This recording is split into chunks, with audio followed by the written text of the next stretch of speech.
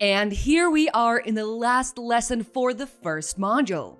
I'm sure you will agree that it's all gone by super fast. In this last lesson, we will be looking at protocol analyzers, what they are, how they function, and how they help network engineers and other IT personnel to better understand network traffic. We'll show you how to install Wireshark on a Linux distribution, on a Ubuntu virtual machine to be precise. And we'll look at how it works on a wireless network.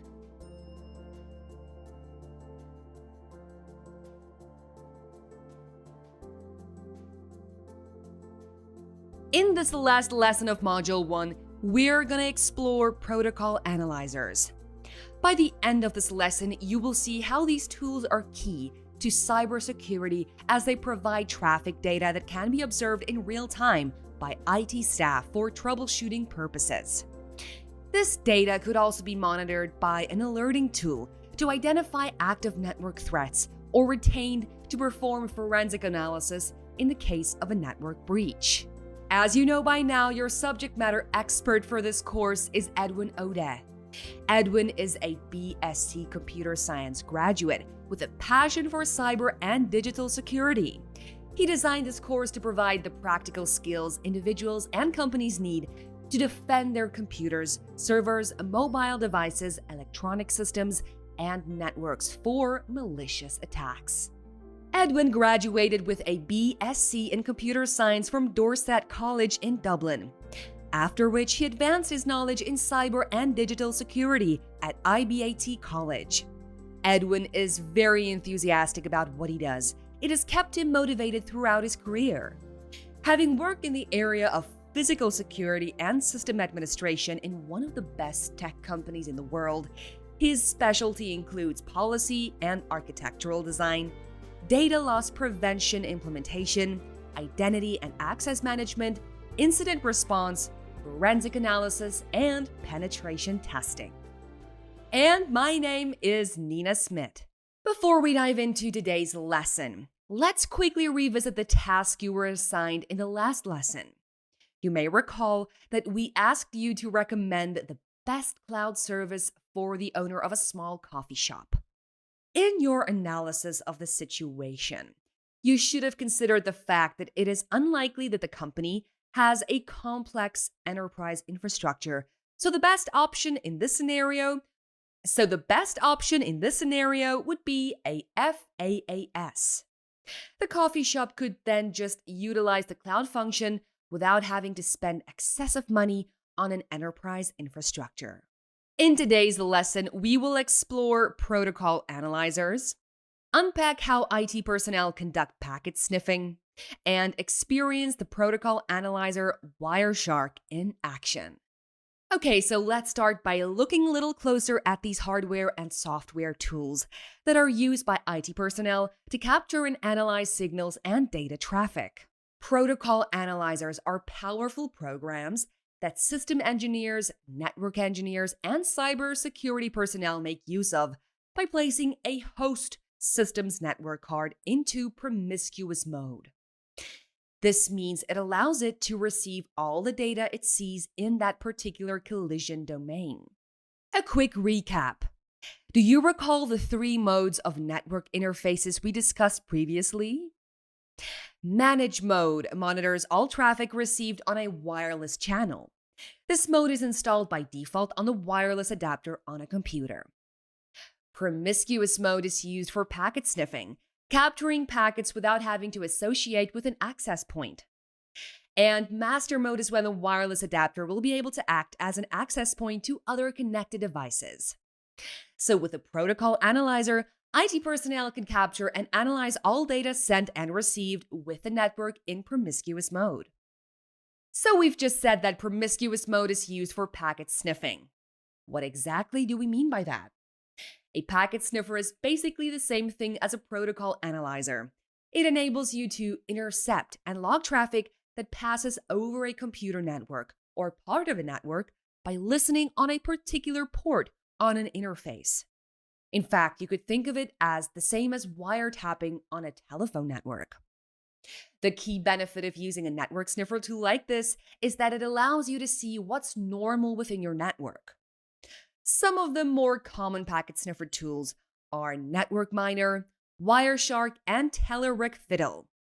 Later in this lesson, we will conduct a demo using Wireshark, which is a free version that offers a user-friendly interface.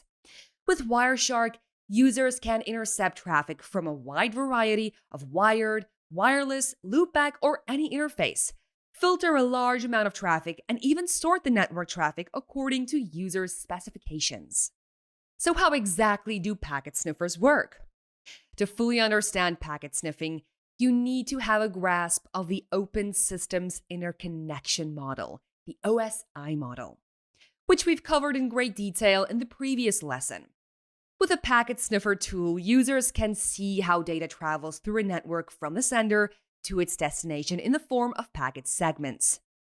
In big companies, packet sniffers are installed on the enterprise network to help understand the entire traffic within the enterprise. With these sniffers, raw data can be captured, stored sequentially, and then loaded into sniffer software, which then displays the raw data in a user-friendly format for the administrator to make sense of.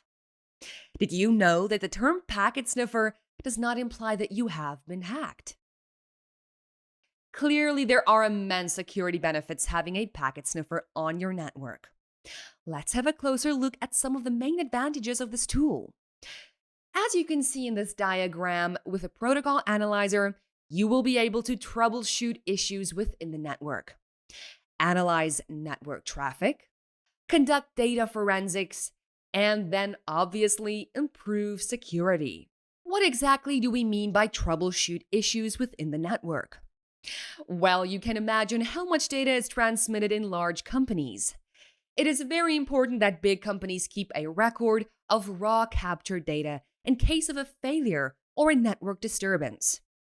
Cybersecurity personnel will be able to conduct a root cause analysis to determine what triggered the network failure and also how to prevent it from occurring again.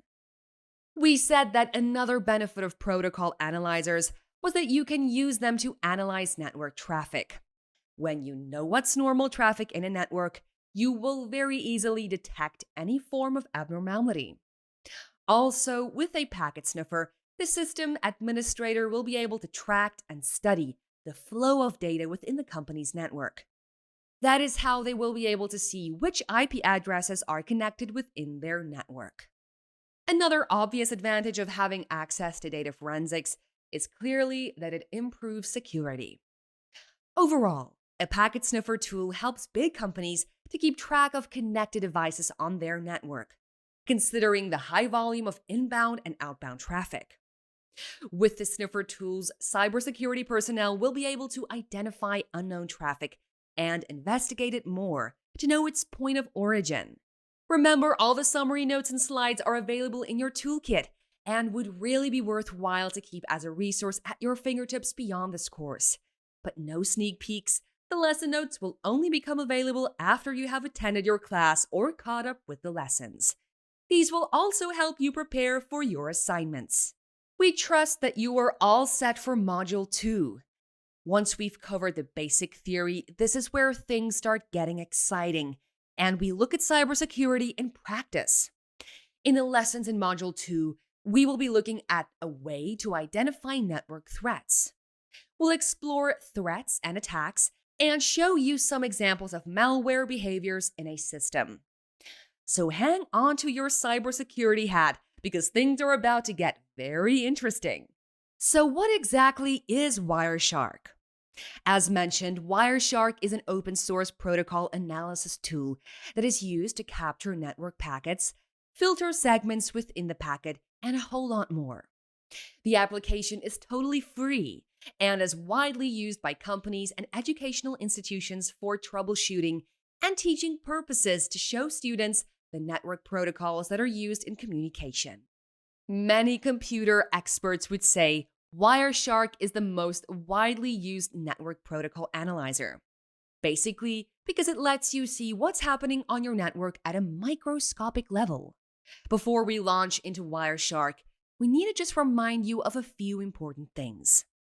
Firstly, be careful of the software or application when you've downloaded it over the internet, as it raises the question of the legitimacy of Wireshark. If it is installed on a system, there should be no security threat, unless, of course, someone manages to take control of that server and then use Wireshark to examine the network traffic. Wireshark is one of the most popular packet analyzers to use. However, because of the insight it provides, it is advisable to only use the tool for educational purposes within the permission of the owner of the network. So how exactly does Wireshark work? Wireshark is a very powerful network tool. It can capture network traffic on a network and gives the user the option to save that captured packet for offline analysis. The tool is able to capture traffic from Bluetooth, Ethernet, wireless, IEEE.802.11, frame relay, and many more. While analyzing the captured traffic, the user will be able to filter the logs to narrow down their search to troubleshoot specific issues within the network. A good example to filter the log is by using http.request. Now with this, the user will be able to see the GET and POST requests sent with the hypertext transfer protocol. By default, there are a couple of panels for inspecting packet data. Some of the panel details in Wireshark are the following. Number. This is the sequential number order of the packets that were captured in the order they were received. Time. This column shows the user the exact time at which the packet was captured. Source is the address of the system, machine, or even server that sent the packet. Destination is the address of the destination or receiver of the packet. Protocol refers to the type of packet, for example, TCP, DNS, HTTP, HTTPS, or ARP. Length. This column shows the user the length of the packet in bytes. Info. This shows the user the information contained in the packet, and it varies depending on the type of packet captured. And packet shows as much readable information about the packet as possible. It displays the packet exactly as it was captured in hexadecimal. A tip. When you're looking at a packet that is part of a conversation, you can right-click the packet and select Follow to see only the packets that are part of that conversation. Did you know Wireshark can capture any kind of information passing through the network? This includes passwords, usernames, email addresses, personal information, pictures, videos, etc. Anything. As long as you are in position to capture network traffic, Wireshark can sniff information on a network traffic. Then, of course, we still have lovely old Morpheus. Or maybe not so lovely for you. Please do let us know if that's the case. Remember to rate the responses that you receive so that we can improve them. If you have any technical issues or a problem with anything, any reply that you've received via Morpheus, please email us on support@shawacademy.com. There are summary notes available for purchase within your profile on our website and app. These are a fantastic resource, helping you to prepare for the assignments and answering any questions you have around the content. After each lesson, there is an optional quiz available to you in your profile. These are not compulsory, but they really help cement what you've learned in the lesson. Give them a go. Okay, everyone, it's demo time. Let's dive right in. We're going to show you how to install Wireshark on a Linux distribution. We'll also show you how to see the difference between private and public addresses. You may recall that this was part of the challenge in Lesson 7. If you enjoyed this demo, you may want to watch 2 other demos we prepared on Wireshark. You'll find them in the bonus content for this lesson. The first one shows you different network protocols such as ARP, ICMP, UDP, and DNS using Wireshark. The other demo focuses on using Wireshark to see how other network protocols such as TCP, HTTP, and HTTPS communicate on a network. Hi everyone, and thank you for joining me on this lab demo. I want to use this medium to congratulate every student taking this course for making it this far for a lab demo. We're going to be talking about the Wireless Protocol Analyzer. Now, basically, a wireless protocol analyzer is a network tool that helps to intercept traffic on a wireless network. So what that means is with a wireless protocol analyzer, you'll be able to capture and analyze any traffic that has been sent between communication channels on a wireless network. So when we look at wireless protocol analyzers, we have a few of them, but the most common ones we often use are Wireshark, NetFlow, and also the network miner. For this lab demo, we're going to be working with Wireshark. And you can see we have our virtual box set up, and we have our Ubuntu virtual machine. And we have our CyberOps workstation opened up and running. Now we're going to be using these two virtual machines for the purpose of this lab demo, and we will be using the Wireless Protocol Analyzer to capture traffic between these two machines.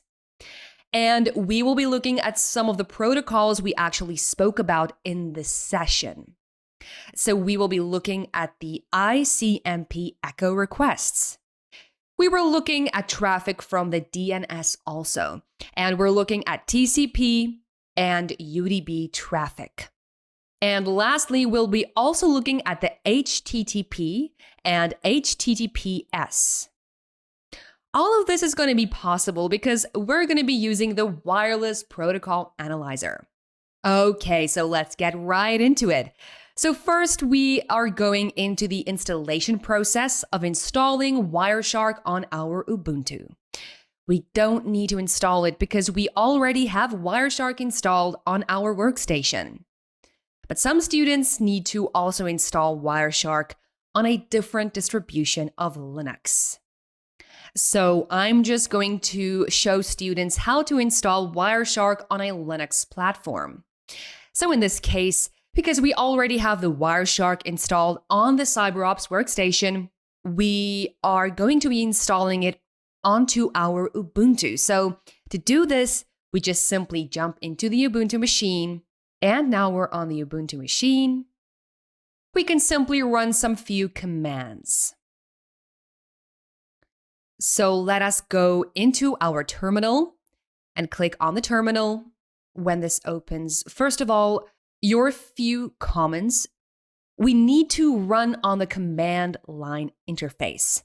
So the first command we need to run is sudo apt update. And now I have to put in my password and enter. And when that's done, we put in a second command to actually install Wireshark. Basically, what this command is doing is just to update our system on the recent updates from Ubuntu. So now we need to put in the command to actually install Wireshark on our Ubuntu machine. So simply typing in a command, sudo apt install Wireshark.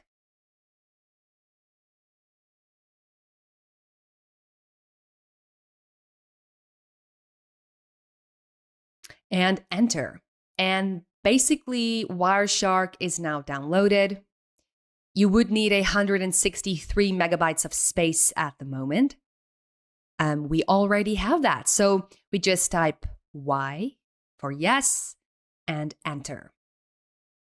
That automatically enables us to download, and now we wait until the download finishes. Now, this is actually what actually happens when you download a file off of the internet. When we install our Wireshark, we will go back through the same process again to see traffic between transmitted over a communication channel. When you are on your browser and you click download, there's a lot of requests being issued from your machine to the web server hosting that file. So what you see here are requests for the components of the software that are being stored on the cloud. Actually just getting those components and installing them on our storage device. So basically, we have a prompt asking, should non-super users be able to capture packets? Now, for you to be able to capture traffic on Wireshark, you need to be on an administrative rights on the machine you're using. But Linux is a little bit different. So with Linux, you need to have a super user privilege. So you can actually see I use the sudo command, which gives us the administrative rights to run that command. So basically, we would need to have a super user privilege to be able to capture traffic. So we just click on yes and enter. Okay, we could run some more commands. So it has to run as a super user. So basically, each time we start up the Wireshark, we don't want to have to start with the account of the user who is signed into the machine. Rather, we want Wireshark to start each time as a super user, which means with the privilege that has been given to Wireshark as a super user, Wireshark will be able to capture traffic through the interface on the machine.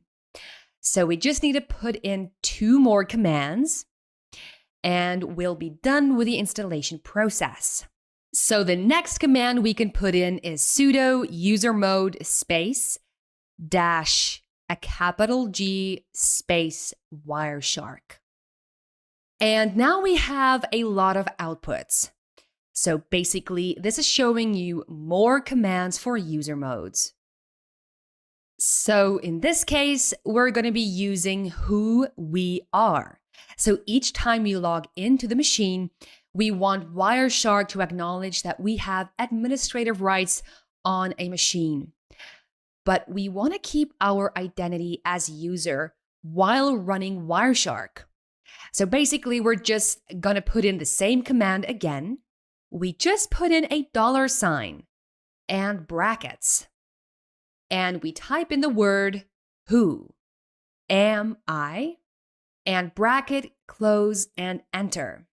And next we have to reboot our machine. So we just type in the word sudo reboot enter. And that will automatically reboot our Ubuntu virtual machine.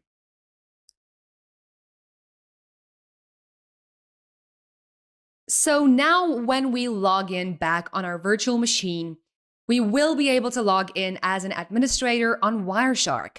So basically, that was just a process to show you how to actually install Wireshark on a Linux distribution. So now we have our virtual machine restarted.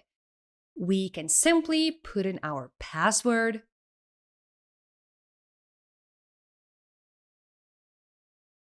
and enter. And now we should have access to Wireshark. So we're just going to let the virtual machine start up normally, and then we can search for our Wireshark.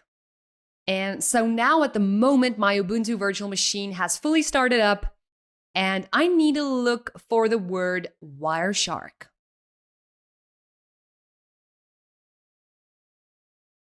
So on a search field, I just type in Wireshark, and you can actually see the icon up here, and I simply just click on it.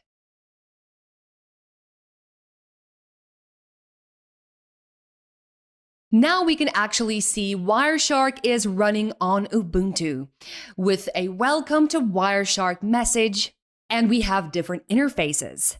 So what interface do we want to run on Wireshark? Basically, like we said in the demo, you can actually capture traffic and you can analyze the traffic with Wireshark. Wireshark has to be running on a specific interface.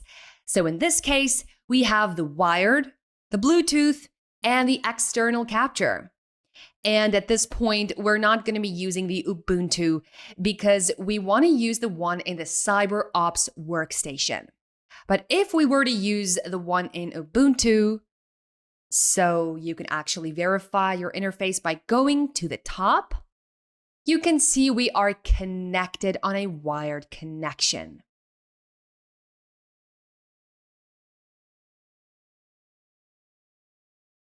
Which means we're going to be using a wired interface. So we can capture in traffic on a wired interface. So that's how we select the interface on Ubuntu. We don't really want to capture traffic on the Ubuntu, but this process was just to show students literally how to install the Wireshark on a Linux distribution. So we're just going to close Wireshark for now because we don't want to use it, and we simply just go back again to our notes. In our notes, in the earlier lessons, we talked about private IPs and public IPs. So now at this point, we're in a very good position to actually show the difference between the private IPs and the public IPs. So now we're running on my Ubuntu virtual machine. I simply go into the terminal and I can actually just put in the command ifconfig. There we go.